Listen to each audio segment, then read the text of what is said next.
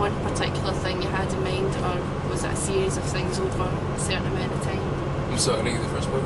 When you were writing the album, was there a particular thing that was kind of going through your mind when you were writing it, or was it well, in the beginning, I actually, you know, when I first started writing for the record, I scrapped a lot of the record. You know, a lot of the songs were kind of sad and depressing. You know, I had just, you know, broken up with my girlfriend, and a lot of the songs were reflecting how I was feeling at the time. You know, and then, you know, we started writing songs like Billionaire and Dr. Feel Good, and I was like, yeah, fuck these other songs. This is the kind of lane I want to stay in. I kind of want to, you know, uplift people. I don't want to bring them down. Although, you know, songs about breakup and you know, heartache, and you know, people can relate to stuff like that. But you know, I just didn't want to add any.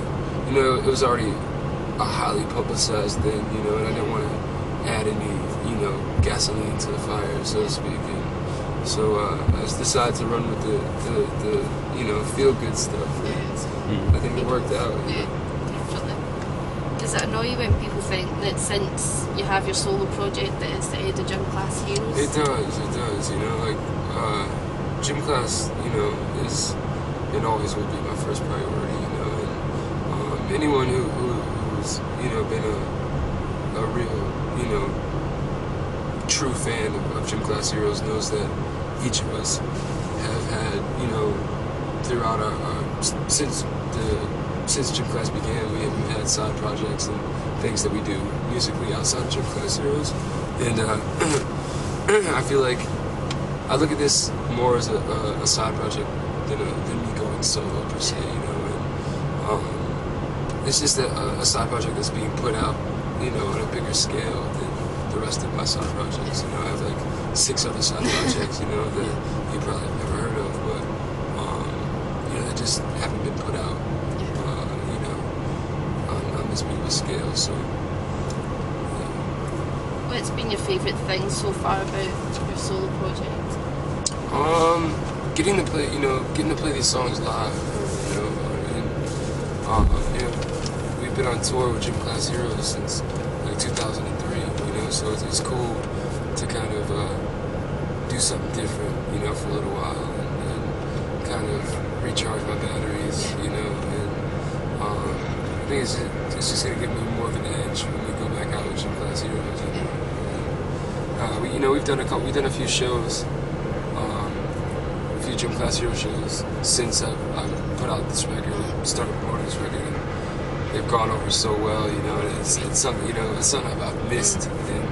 But you know, just those few shows, it was just enough for me to kind of be like, yeah, I can't wait, you know, to start doing this again. But you know, for all the people out there that think that, you know, Gym Class is over, or you know, solo now, and we've actually got a pretty good head start on the next Gym Class Heroes record. We had like 16, 17 demos, you know, they're not complete, but, you know, we're just working, you know, and kind of formulating, you know, a lot of stuff.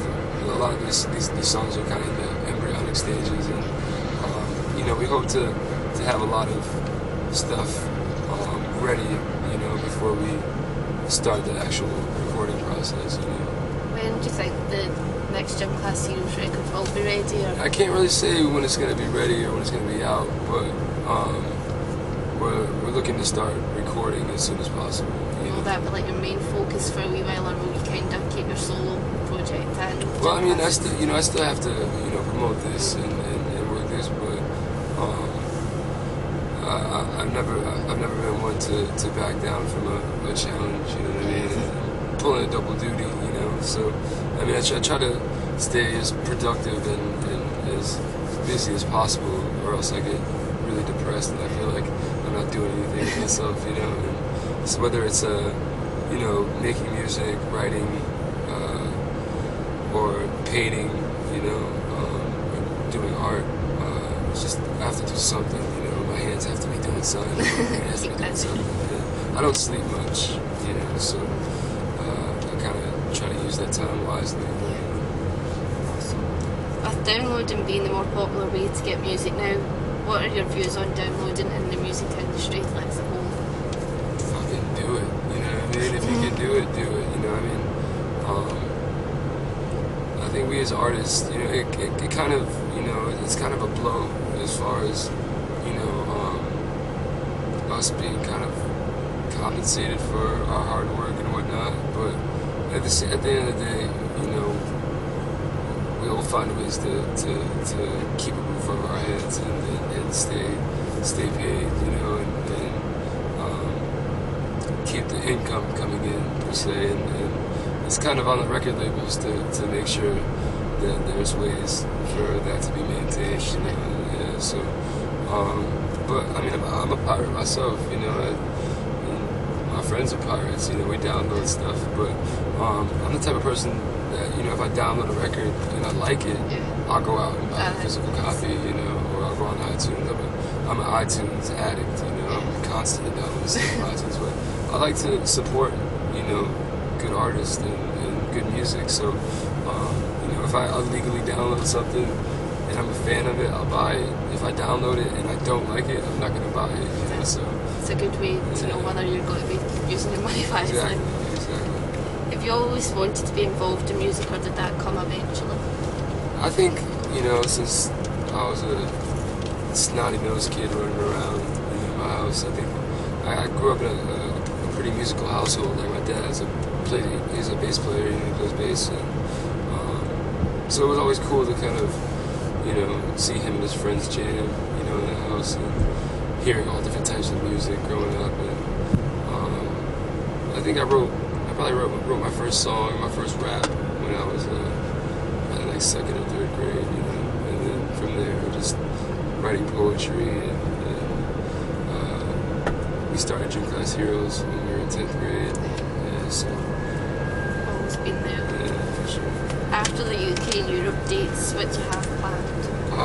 Actually a vacation going on. This will be after we get back from this. I have about a good 2 weeks off, I think. So spend a couple days just, you know, relaxing around the house, and then I might take off to the West Indies or something. Then it's back to work, you know.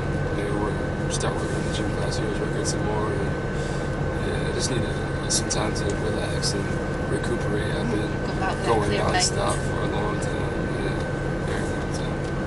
What's your favourite thing about the UK so far? Just the energy at these shows has been fantastic, you know. And that energy kind of resonates onto the stage, and, you know, we feed off of that, you know, and we kind of just try to push it back out into the crowd, and this is a great exchange of energy, and it's just fun. Awesome. What keeps you sane in the long travels to each show?